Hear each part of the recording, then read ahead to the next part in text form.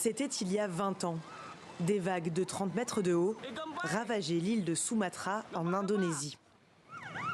Dès le lendemain, les secours s'organisent. Jafaruddin, habitant de l'île, ramasse les cadavres dans les rues. J'ai déjà ramassé entre 60 et 80 corps. Je vais les emmener au centre de santé local. Combien d'autres personnes avez-vous vues dans les rues? Il y en a encore beaucoup le long de la rive, tout là-haut. Combien en estimez-vous? 200 corps? Oui, je pense, parce qu'il y a tellement de corps. Aujourd'hui devenu chef de district local, il revient sur sa réaction face à la tragédie.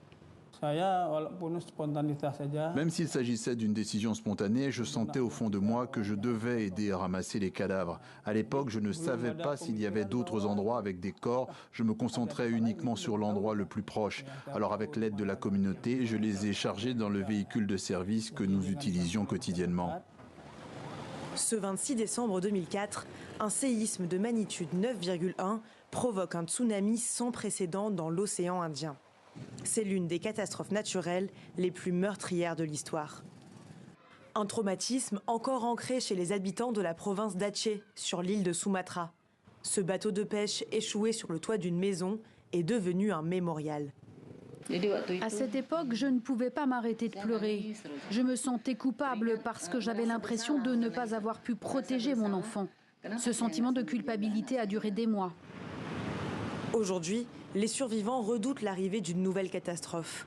Alors, ils tentent de s'y préparer. En 2004, aucun système d'alerte n'était en place dans la région. Depuis, 1400 stations dans le monde permettent d'alerter en quelques minutes de la formation d'un tsunami. C'est important pour nous tous de connaître, de diffuser et de simuler les catastrophes.